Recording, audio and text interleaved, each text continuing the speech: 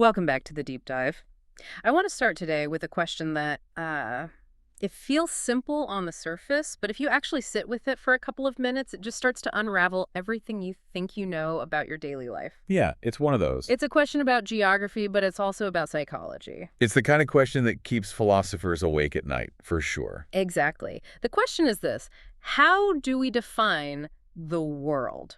I mean, when I say that phrase, the world, or in Arabic, you hear the term al-dunya, what image actually pops into your head? For most people, it's the globe, right? Mm-hmm. The planet spinning in space. Right. Is it planet Earth? Is it the dirt, the trees, the oceans, the ozone layer? Or, and this is the core of our discussion today, is the world something else entirely? Is it a psychological state, a specific frequency of perception? And that distinction is, it is massive. It's everything. Because if you define the world incorrectly, you end up fighting the wrong enemy your whole life. What do you mean by that? Well, you might think being spiritual means you have to hate the physical planet, or that you have to reject society, become a hermit. But the reality, as our source material lays out, is just so much more nuanced. And that source is what we're diving into today. We are looking at week 2 of the S1.E9 lecture series, which is inspired by the teachings of Dr. Haider Riza. And for anyone who might be new to this specific stream of knowledge, we should be clear. Dr. Riza is a heavyweight scholar. We're talking about over 40 years of deep research and scholarship. It's incredible. Yeah, specifically in the profound understanding of the Qur'an and Islamic mysticism. And a lot of it reflects the Shia school of thought. His work is really known for bridging that gap between an ancient text and, well, modern human psychology. We really do owe a huge debt of gratitude to Dr. Riza for these insights. His work guides so many seekers of knowledge through some really dense but rewarding territory. Now, before we properly jump in, I do need to give our standard disclaimer. This deep dive is an AI-assisted recap and discussion. We're doing our best to synthesize a full lecture into this conversation. And we are trying our absolute best to represent Dr. Riza's analysis faithfully. But, for the full spiritual experience, for the nuance that only the original speaker can provide, you really should check out the original lectures. For sure. So if we misinterpret anything here, that's on us. Dr. Haider Riza, there is no responsibility for any inaccuracies. Right. Think of us as the trailer. The lecture is the movie. That's a great way to put it. So, the mission today. We are going to unpack Dr. Riza's analysis of a specific chapter of the Qur'an, Surah Al-Hadid. We're going to look at how this chapter categorizes human life, the nature of worldly desire, and a fascinating breakdown of the 3 distinct groups of people in the hereafter. And the imagery he uses, it's so grounded. I was going to say it's surprisingly agricultural. It is. It's elemental. It's all about rain and soil and seeds and harvest. But then he takes those simple, universal images and connects them to the linguistic roots of these ancient Arabic words. And that's where it gets really interesting. Oh, it will honestly change the way you look at your career, your own aging process, even the very nature of punishment and desire. Okay, let's get into it then. Section 1, deconstructing the world. Because Dr. Riza starts by tackling this huge misconception that I think a lot of religious people, really, people from any tradition, struggle with. This idea of deen versus dunya. Right, the classic conflict. Exactly. You always hear that deen, which is faith or religion, and dunya, the world, are enemies. They're opposites. Yeah. You have to choose one. If you want God, you have to reject the world. It's presented as a zero-sum game. It is. But Dr. Riza argues very powerfully that before you go off and reject dunya, you had better define it properly first. And the common definition, the one we started with, is that dunya is just the physical reality we live in. Precisely. People think dunya is the earth, the sky, the solar system, the mountains. But Dr. Riza immediately points out a critical contradiction there. Which is? The Qur'an repeatedly praises the physical creation. It calls nature ayat, which means signs of God, the sun, the moon, the intricate biology of the human body. These are all presented as proofs of the divine. So how can the world be evil if it's God's own masterpiece? That's the paradox. And that's why the definition has to be wrong. So Dr. Riza creates a distinction. Dunya, in the context of what the Qur'an warns us against, isn't the cosmic system.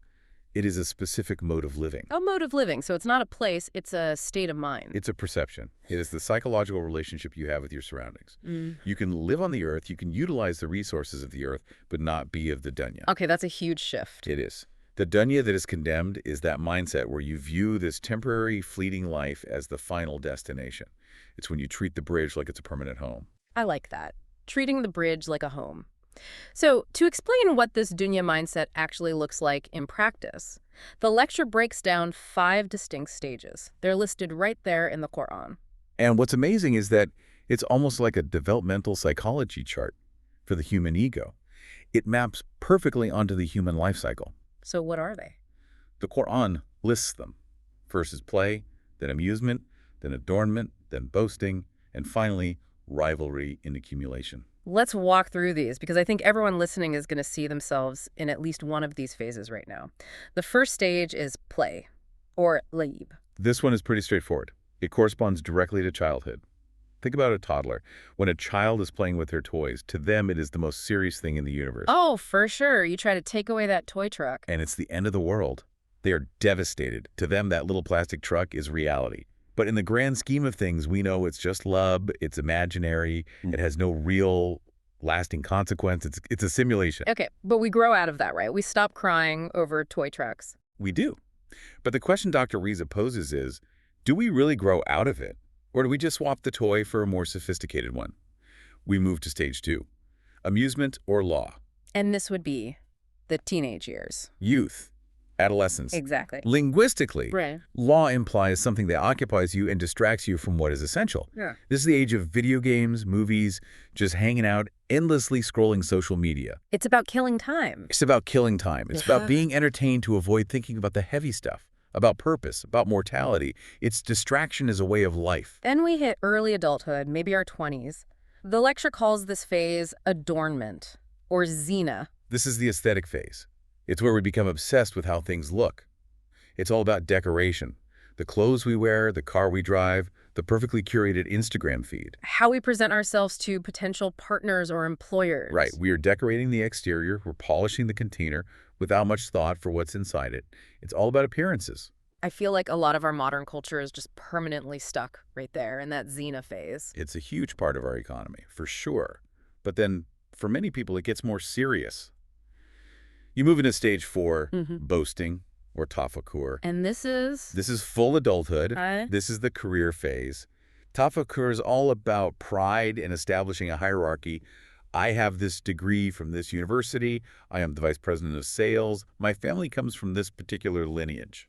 So it's no longer just about looking good. No, now it's about being better than someone else. It's about establishing superiority. It's the ego's game of comparison and one-upmanship. Okay, and finally, stage 5, the end of the line, rivalry and accumulation. The Arabic term is takathur. This is so fascinating because Dr. Riza notes this usually hits in old age or the late career stage. When your physical beauty from the zina phase fades and maybe your energy for boasting drops. What's left? Numbers. The scorecard. I have more money in my bank account than you. I have more properties. I have more grandchildren. I have a bigger legacy.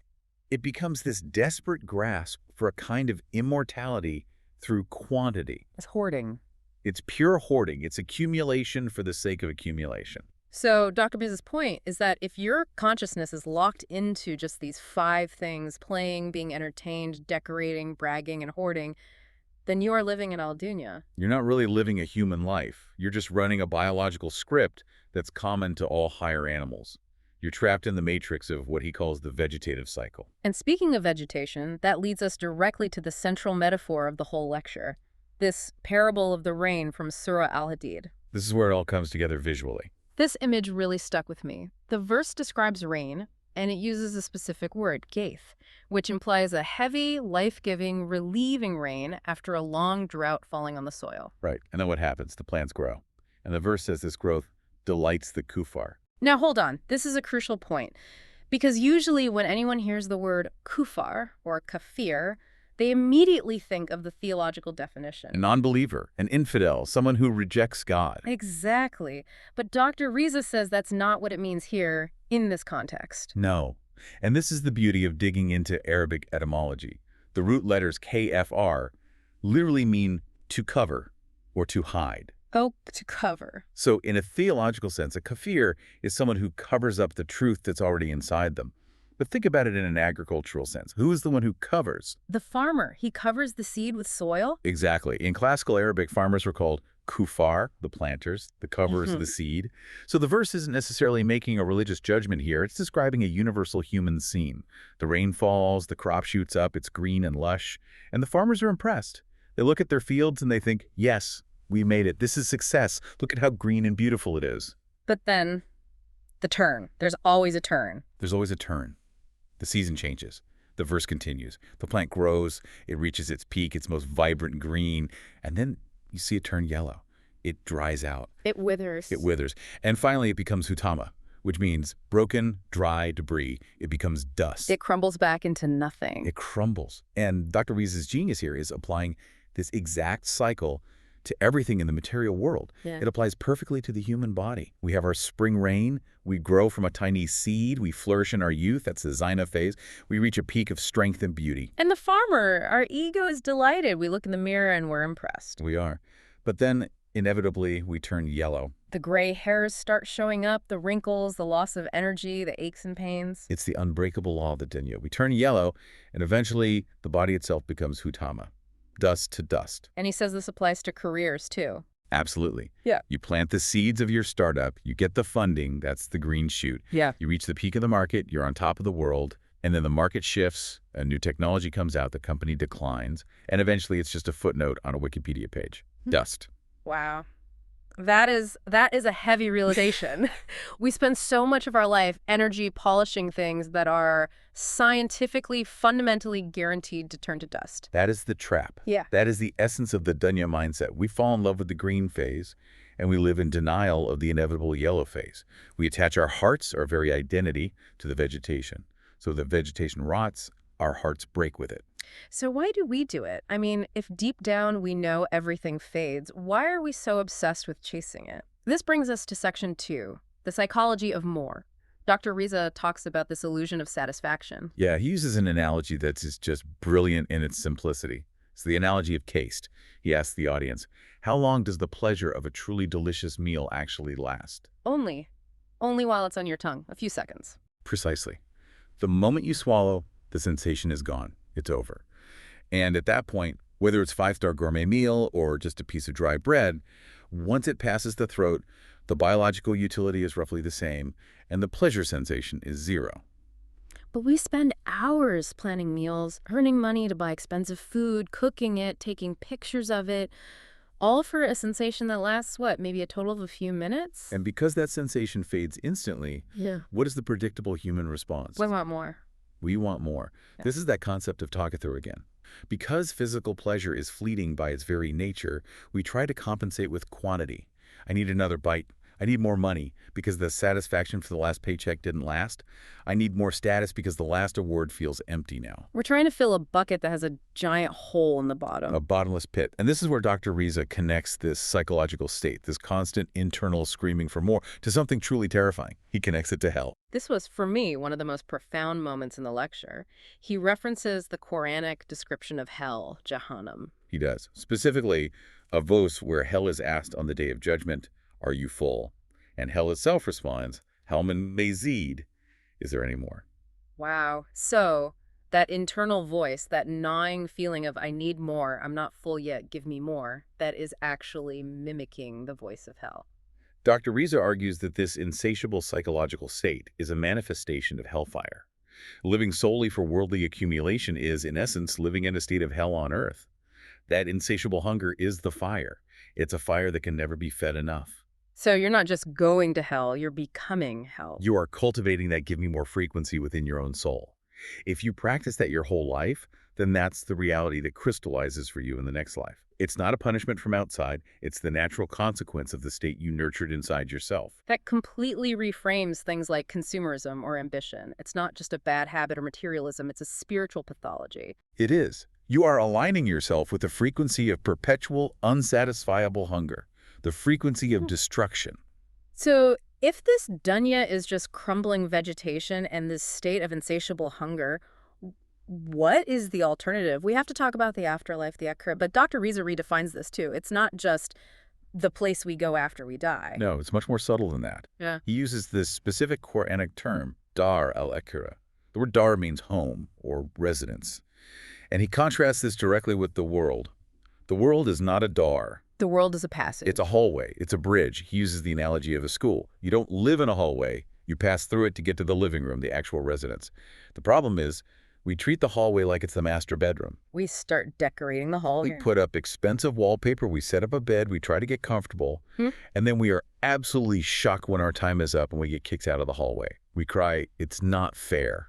I love that analogy. We're trying to settle down in a transit zone. Exactly. And the lecture brings up another key term to describe the Akhira, Hayawan. The Qur'an refers to the afterlife as the abode of Hayawan, Which means it's derived from hayat, life. But it's an intensified form. It means true life or intense life, the real deal. So you're saying that what we are experiencing right now, this isn't fully life? Compared to what's coming, no, not even close. This life is dull by comparison. It's sleepy. It's low resolution. The Akhira is where reality becomes sharp, permanent, and intensely vivid. So how does that connect to the body and soul? Dr. Riza explains that the body belongs to that cycle of vegetation. It grows and it rots. It's part of the hallway. But the soul, the self, your consciousness, that belongs to the realm of Akhira. Death isn't the end of you. It's just the transfer of the passenger, the soul, out of the crumbling vehicle, the body. A transfer into its permanent residence? Into its dar, into the home that it has been building its whole life. Okay, so if we are transferring to this permanent residence, what determines what kind of house we get? This is where the lecture breaks down the sorting mechanism. And it's not just a binary heaven versus hell system. This is so crucial. It's a three-tiered system, which you find mentioned in Surah Al-Waqiah and also here in Surah Al-Hadid. You have three distinct groups of people. And to understand the first group, the ones who face punishment, we have to do another one of those linguistic deep dives. This one might be my favorite part of the entire lecture. It's about the definition of punishment. The word in Arabic is azab. Right, and we usually translate azab as punishment, torment, torture. We imagine God actively striking someone with lightning or burning them in some cosmic dungeon. That's the image. But Dr. Riza does something incredible. He traces the root word back to asbi. And believe it or not, asbi actually relates to sweetness, or more specifically, sweet water. Wait, hang on. Punishment comes from the word for sweetness. How does that even work? Here's the twist. In the ancient desert culture of Arabia, sweet rainwater was the most precious commodity. It was life. But if you collected that sweet water and it sat in a container for too long, if it became stagnant, polluted, or rotten, the Arabs would call that water azab. So it meant sweetness that has turned bitter. Or goodness that has spoiled. That is the literal meaning. So punishment isn't God actively hitting you with a stick from the outside. Yeah. It is the natural, inevitable process of the sweetness of worldly desires turning bitter in the next reality. Wow. Think about it. All the things people chase illicitly in the dunya forbidden relationships, greed, power, drugs, ego, in the moment they taste sweet. That's the whole reason people do them. They provide a temporary pleasure. But it's a perishable sweetness. It's a perishable sweetness. Dr. Riza explains that in the Akhira, the chemical composition of reality changes. The sweetness expires, and you're left with the concentrated bitterness of your own desires. So you are punished by what you loved. You are punished by the fact that the thing you loved was perishable and toxic all along. You spend your entire life collecting gallons and gallons of sweet water that was destined to rot. And now, in the hereafter, you have to drink it. That is azab. That makes the concept of hell so much more psychological and personal. It's not an arbitrary dungeon imposed on you. It's the reality you brewed for yourself. Precisely. And that is the fate of the first group. The people of the left, the Ashab al-Mashama, they drown themselves in that spoiled sweetness. Okay, so that's group one. Now let's look at the second group, the people of the right, the Ashab al-Maimana. Who are they? These are the people who, the Quran says, receive maghfirah, which we translate as forgiveness. Because they're not perfect. Not at all. These are the people who mixed good deeds with bad deeds. They had some of that rotting vegetation in their hearts, some worldly attachments, some mistakes. But their core direction, their general trajectory, was toward God. They believed, they tried, they stumbled, they got back up.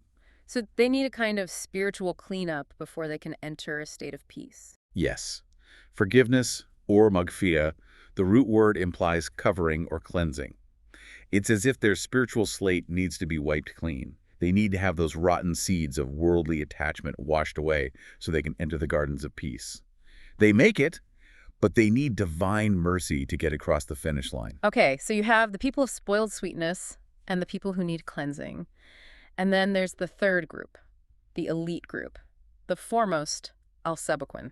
They're also called al-Muqarrabun, which means the near ones, or those brought close. And they're very distinct from the people of the right. They don't just receive forgiveness, they receive Ridwan. And Ridwan means the pleasure or the acceptance of God. Yes, it's a higher station. These people weren't motivated just by fear of hell or desire for heaven. They didn't just want to be safe from the fire. They didn't even just want a nice garden with rivers. He wanted closeness. They wanted the owner of the house. Their entire life was a race towards the divine. While others were asking, is this mandatory? Do I have to do this to avoid hell?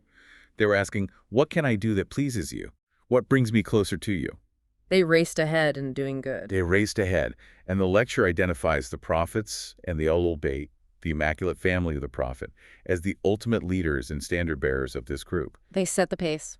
They showed what it looks like to live completely free of the dunya mindset while still walking on the earth. They had families, they engaged in trade, they led communities, but the world never, ever entered their hearts. This concept of racing ahead brings us nicely to Section 5. The economics of spirituality. This was another huge paradigm shift for me. Dr. Riza talks about life not just as a test, but as a trade. It's a powerful and recurring Quranic metaphor. There's a verse that says, indeed, Allah has purchased from the believers their lives and their properties in exchange for paradise. So we're all traders. We are all traders, Yeah. and we all possess capital. What's our capital? Our capital is our time, our body, our health, our energy, our intellect, our wealth, our relationships. And here's the scary part he mentioned. Every single day, you are spending that capital. You can't hoard it. You can't put time in a savings account. It goes away whether you use it or not. You are bleeding capital every second of every day. Right. So the only question that matters is, who are you selling to? What are you trading it for? If I sell my time and energy and focus to the dunya, to that crumbling of vegetation, to the 5 stages of play and boasting, what do I get in return? You get rot. You get dust. You get the spoiled sweetness of azab. You trade your priceless life for something that has a net worth of 0. It is the worst business deal in the history of the cosmos. It's spiritual bankruptcy. But if I sell it to Allah, to truth, to reality, Then that finite capital is converted into an eternal currency. It's an investment that pays dividends forever.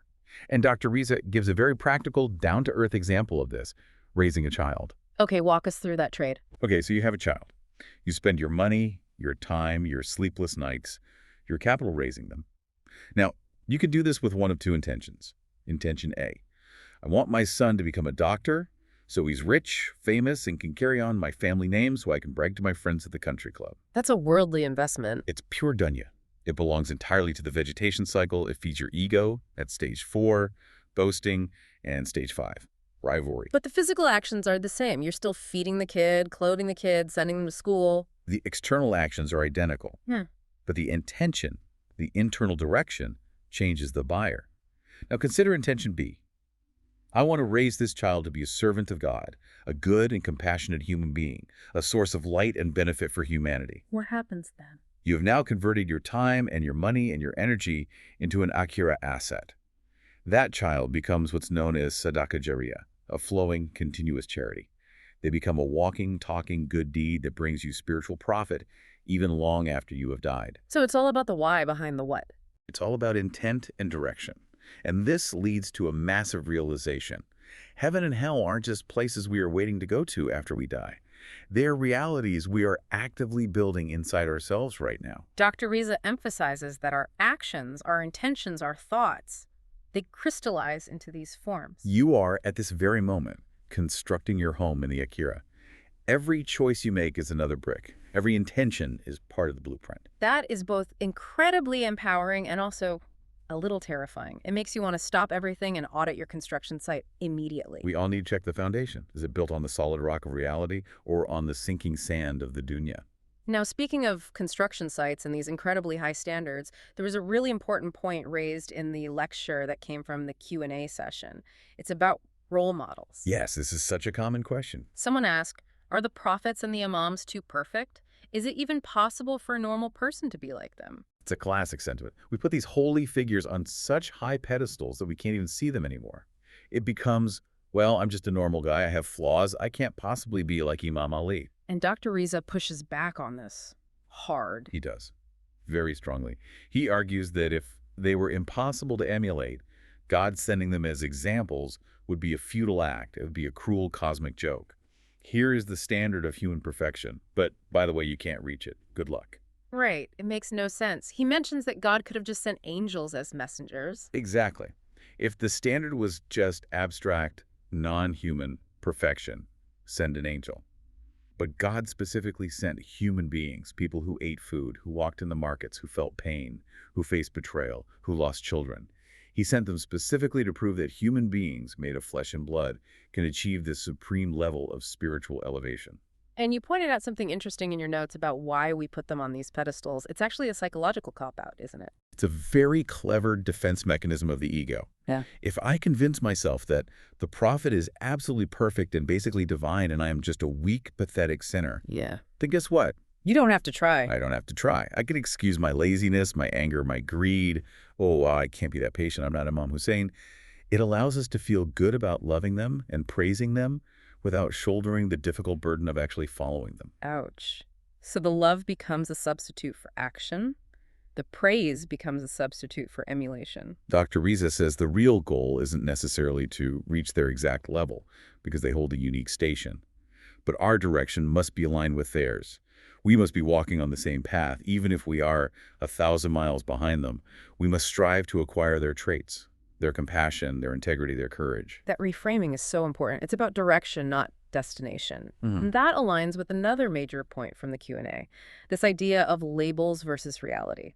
There was a discussion about the label Muslim. Yes, this was a critical point. Does having a Muslim name like Ali or Fatima or having Muslim printed on your ID card automatically guarantee you a spot in heaven? And Dr. Riza's answer was a hard, unequivocal no. And he brings up the ultimate historical proof for this, especially from the Shia perspective, the event of Karbala. This is, of course, the tragic event where Imam Hussein, the beloved grandson of the Prophet Muhammad, was brutally martyred. And the crucial question is, who killed him? It wasn't an army of idol worshippers. It was people who called themselves Muslims. Exactly. People who recited the Kalima, the Declaration of Faith, people who faced Mecca to pray 5 times a day. Thousands of them stood against the Prophet's own family. Their label was Muslim, but their hearts were completely corrupt. So Dr. Riza uses this to prove that the Qur'an doesn't categorize people by their tribal tag or their family name. It categorizes them by the actual state of their heart and the nature of their actions. Your label means nothing if your reality is rotten. And he defines a true believer, a mu'min, in a very specific, functional way. It's not just a verbal claim. What's the test? He quotes a tradition that implies, if your faith has not yet entered your heart, meaning if it doesn't stop you from harming other people, if it doesn't fundamentally change your character and your behavior, then you haven't really believed yet.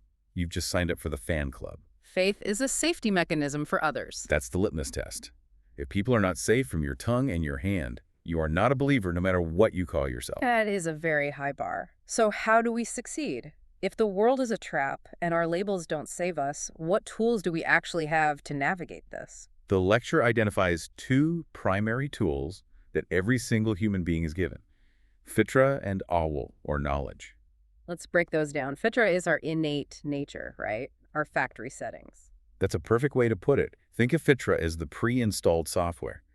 Dr. Riza explains that God installed a love for perfection, a love for truth, a love for beauty, and a moral compass inside every human being before they were even born. It's our original programming. Exactly. We naturally gravitate toward the good. You don't have to teach a baby to love a smiling face and be wary of an angry one. That's fitra. But if we all have this perfect software, why do we mess up so badly? Why do we chase the rotting vegetation? Because of viruses. The lecture calls them illusions, or wam, shaitan, or the satanic force. His only job is to plant these viruses that confuse the software. He makes the vegetation of the dunya look like the eternal life we crave. He hijacks the drive. He hijacks our innate drive for perfection. He tricks the fitra into thinking that accumulating more money is the perfection it craves, or that fame is the eternal life it's searching for. So we need an antivirus program. Exactly. And that is where revelation, the Qur'an, and the prophets and the imams come in. They are the external guidance system designed to protect and reboot the internal software. They are the divine antivirus. They constantly remind the fitra of what it actually wants. They're saying, hey, that pile of money is just paper. The real perfection you're looking for is with God. Precisely. So the whole strategy of life is to use the external guidance of Akal and revelation, to listen to and align our daily desires with. That deep internal nature, the fitra. It's about listening to the deep signal, not the distracting surface noise. This has been quite a journey. We've gone from farming metaphors to the linguistic roots of punishment, all the way to the economics of the soul. It really does shift your whole perspective. You stop looking at your life as just a series of random events, and you start seeing every single moment as a trade. You look at your pleasures, and you have to ask yourself, is this sweet water that will last, or is this the kind that's going to turn bitter? And I think the most powerful takeaway for me personally is that shift from waiting for the afterlife to building it. Dr. Riza makes it so clear. We are currently, right now, in the process of becoming our afterlife. We are. The walls are going up as we speak. Every choice is a brick. Every thought is a nail. I want to leave our listeners with that one provocative thought from the section on Azav because it's something that can be applied immediately. The idea of sweetness turned bitter. Yes. So for you listening, ask yourself this, honestly. What is the one thing you love so much right now? Something worldly, an attachment, that if it were taken away from you tomorrow, or if it was revealed to be hollow, it would cause you the most pain. Is your career, your reputation, A relationship? your wealth? Whatever it is, look at it. And ask yourself, is your attachment to it a true, lasting sweetness? Or is it just a future bitterness in the making? That's the question to sit with. That's the one. A huge, heartfelt thank you to Dr. Haider Riza for these incredible, life-altering insights. We cannot recommend highly enough that you go and listen to the full lecture series for the complete spiritual context. There is so much more depth and detail in the original source. This was just a taste. Thank you so much for listening to this deep dive. Until next time, keep thinking, keep unpacking, and check your seats.